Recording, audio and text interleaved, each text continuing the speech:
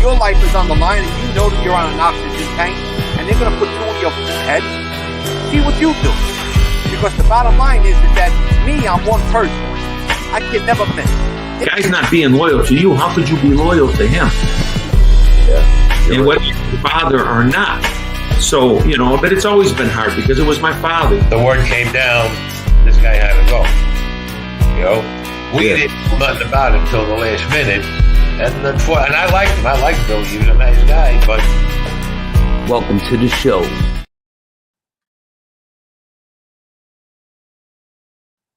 I'm Big Ace, Chuck Wagner, and I'm chatting with Staxx. This episode of Chatting with Staxx, I'm your host, Bill Staxx, and today I got Chuck. What's up, man? Hey, brother, how you been? It's been quite a while. I know. I love to bring people back on the show and to get updates and everything and see how you've been. And welcome back. Thanks. I've been watching a lot of your podcasts, man. I hope you're doing well with it. It seems to be growing and growing. I mean, I get subscribers every month. I get a couple of hundred, so something's working. Right.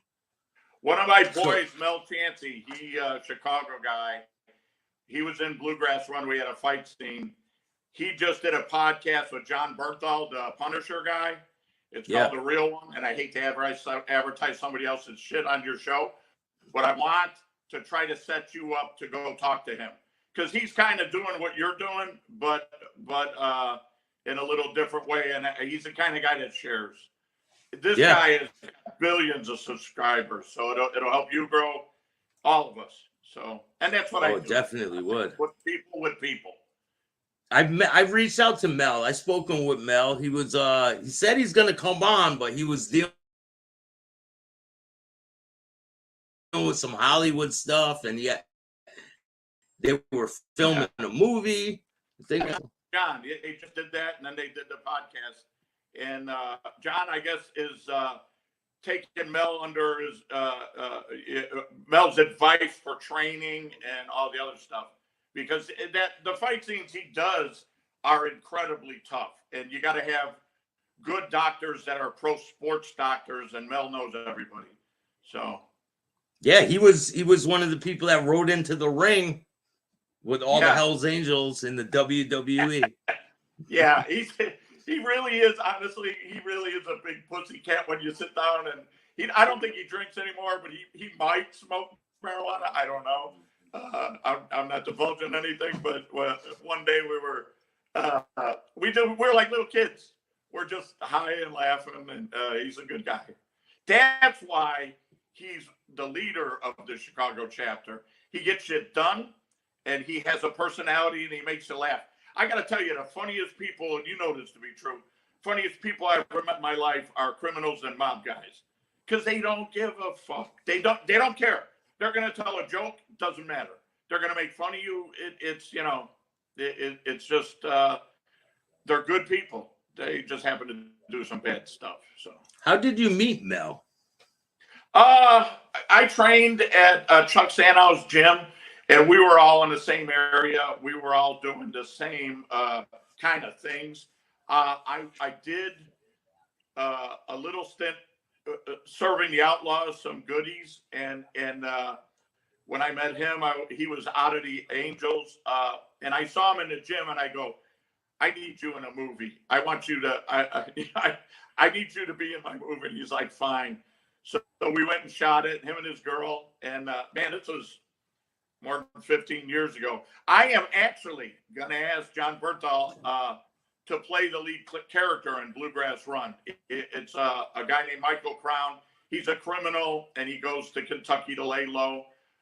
He meets a girl online that he thinks is just a stall, person in a stable. But she owns a derby horse, and her father's running for governor. So now the mob is chasing her and him in Kentucky because they saw him on the news. But it's a story loosely based on my life and my wife, because I came down here to get out of some indictments. I had a Department of Justice girl, not going to say her name, And she was a wonderful person, not exactly my type, but one of my best friends. And she told me, she's like, Ace, you got to get out of town. And there's an indictment with 20 names. We have mutual friends that know these names that were on that indictment. A lot of these guys are kings from Chicago that you know.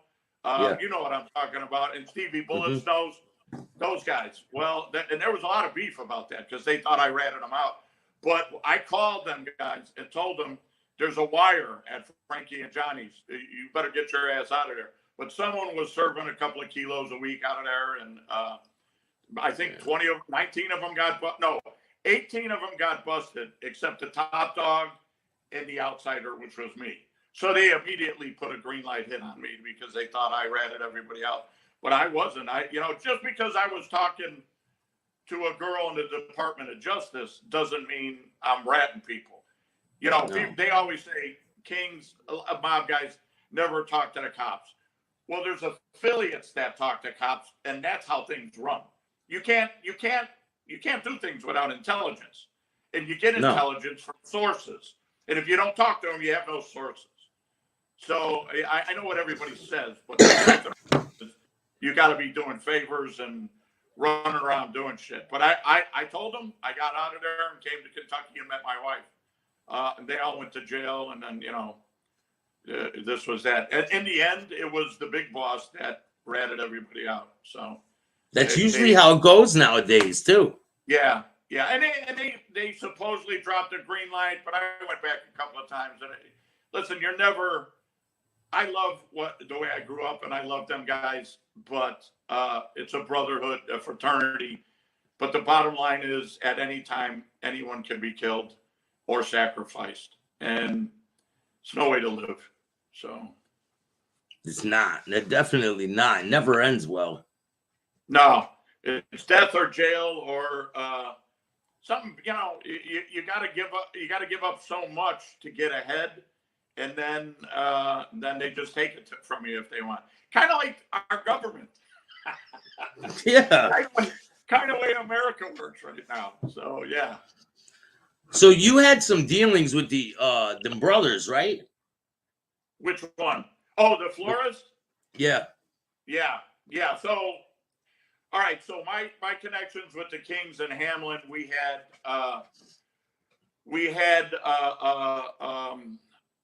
Cato and Oso and a bunch of like 30 Suburbans came through for this meeting. Cato was best friends with DMX, and they were making movies together. Cato, Rudy Rangel was producing DMX's movies. I put the word out that I wanted to do a film, and I got a script. It was about a race riot in America caused by the government. This is 30 years ago, and Goofy, one of the local guys, set it up for me. And so they came and we talked. But Oso, this guy walked in. Oso means bear.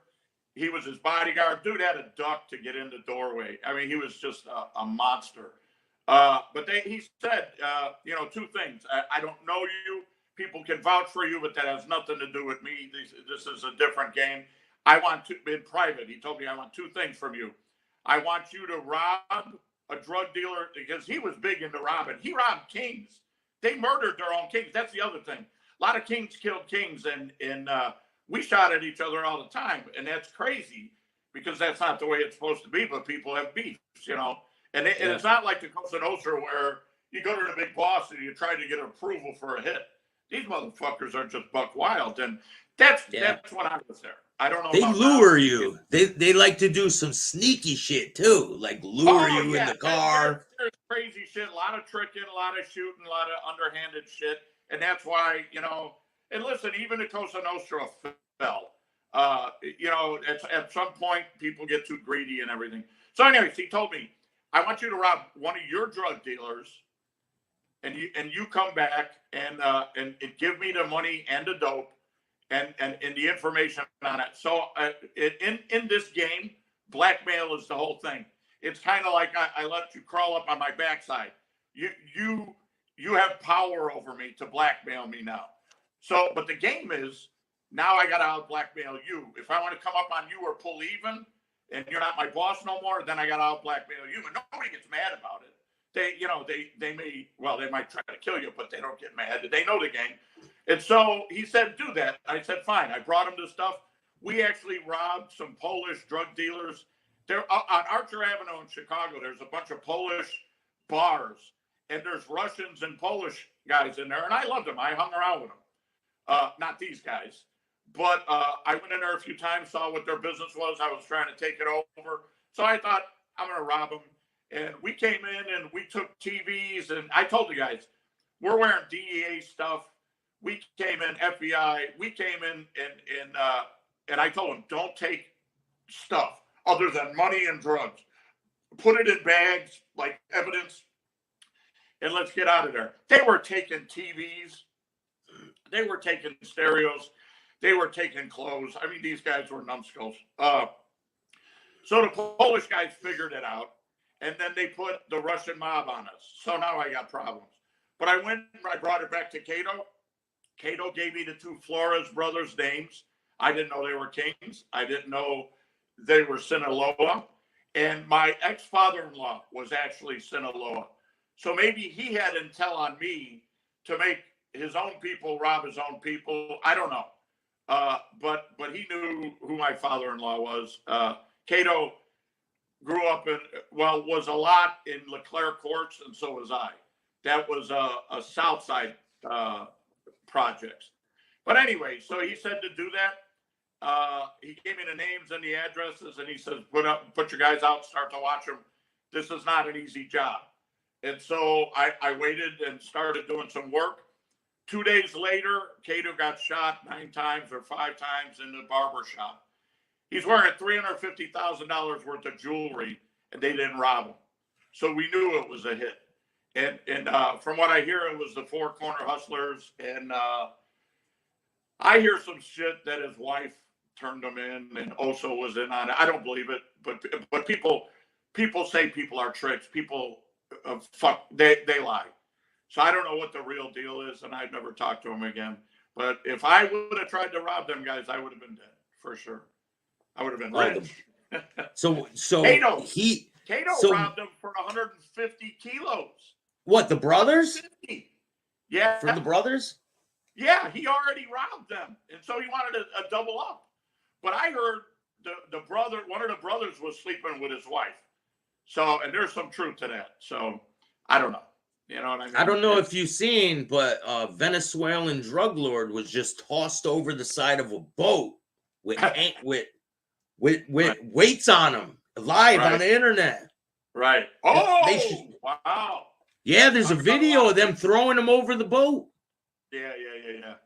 It's pretty wild. I gotta look it up. You got it on one of your specials? Yeah, I'll put it into this video. Okay. Cool. And so I knew that the deal was off, and I thought DMX. I had made acquaintance with DMX, and when he came to town, he was at the funeral. DMX knew who I was, and he knew Cato was doing high-end business with me, so DMX liked me. Later on, DMX put me in one of his videos, and then the New York King started to know me through DMX because we shot in New York, and then Fat Joe had me at one of his videos, so that's how that happened. R. Kelly was different. R. Kelly was a vice lord, and they just heard that I was a real gangster, and he wanted somebody in there. They hired Dominic Capone, and I was Dominic's bodyguard. So that's how the video stuff started.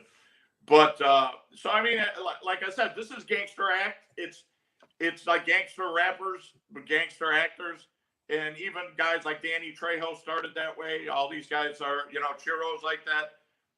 All these people are doing it, and it's something that we had coined a phrase for, 20 years ago. They had Suspect Entertainment and a bunch of other Latino stuff. Most of it's Latino, but the mob is shrunk. The mob is shrunk. They just do union shit, But what were your thoughts when you heard that DMX passed away? I cried. I knew I was in the same journey he was with drugs. I was a drug dealer, and then I started doing it, and it's a hole you can't get out of. And so I knew what a great person he was. A real criminal, a real badass. And it's like, I call it petting the lion. You know, everybody wants to be friends with the lion and pet the lion and tell everybody, look, I can pet the lion. The lion won't bug me because I'm bad, but he's going to bug you. But the whole time the lion's going, you know, you look delicious. Yeah. The lion's never not going to be a lion. And that's what people don't get. And that's how he was. You were always uneasy with him. I had spent some time with him, you know. I even got high with him once, which is the freakiest things I ever did. But DMX was something else, and it really affected me. I wish he would have found God. I wish that, you know, that he wouldn't have went out that way. But whatever, you know, everybody has a path to blaze. So, you know, and he was one of the greatest. Biggie, Tupac, and him, and maybe Jay-Z. I don't care. Those are the icons. And he wasn't involved in, I got to look around. He wasn't involved in that satanic shit, little boy shit. You know what I'm saying? Like Will Smith, all these other motherfuckers. Fuck them. That's crumbling. One of these days we'll have a podcast on that stuff. Because in Hollywood, I've seen some shit. I mean, you think gangsters are bad? They might have an order. What type of stuff would you see? You would see it at a party or something? Would you walk into a party? I went to R. Kelly's mansion. Hold on, let me shut this window because I'm too bright in this video. Hold on, one second. All right.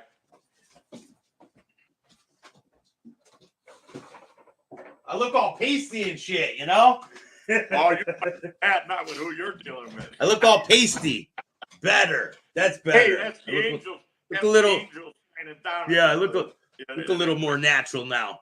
But yeah, you go somewhere and they tell you to go over here down the hall, and you open up the door, and there's a bunch of dudes and women, and another one that's all women and all men, and it's some creep. But I've seen that shit in Hollywood too, and I've talked to people that say they attend sacrificial ritual meetings all the time, and these were good friends of mine. I was like, what? We're having tacos in LA. I'm not going to say the movie guy's name, but it was a big director that showed up for dinner with our friends. He was a surprise, and he was like, dude, we got to go to that satanic ritual. And my wife, Bobby, and I are like, that ritual meeting. And he goes, yeah, satanic ritual. He goes, I don't mind doing that because it's all a charade most of the time, unless it's sacrifice or pedophilia. And we were like, what? You know, like you're just telling us this shit? I felt like beating his ass, but I mean, I heard some stories where they cut people and they get the blood, but I never heard of them killing people at the parties. Oh, they eat people. That you have no idea how bad this stuff is. Mel Gibson talks about it. There's a lot of people coming out. Mark Wahlberg. There's a coalition of people that are, and I'm not saying left or right. It's not a political thing. This is a Hollywood thing, but a lot of them are liberal. But it's a real fucking problem. People don't believe me, but it's a real problem, and it's all this stuff is going in one direction. It's like Baphomet is transgender. That's what this is. That's what this pushes. And in Hollywood, they push the agendas ahead of time, like 3 years. So they introduce you just like they're indoctrinating schools. This is the slow boil with the frog in the pot. They do this stuff, and listen, I'm proud of being a gangster because when I did my shit, I was playing with guys that were playing the same game that I was playing. But these guys, man, they're evil. Women, children, don't matter. You know, they're evil, and they're not even courageous. They get other people. There's so much money involved. That adrenochrome is ridiculously expensive. Sex that's to keep people young, right? To keep them looking young or something. It's been throughout history. The Aztecs, the Mayans, the Egyptians, they've all done this sacrifice.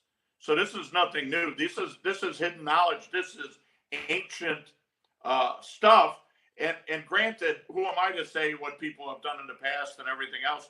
Rome was evil. You know, Nazis were evil, but it's still going on. People think we're civilized. Oh, no, we're not civilized.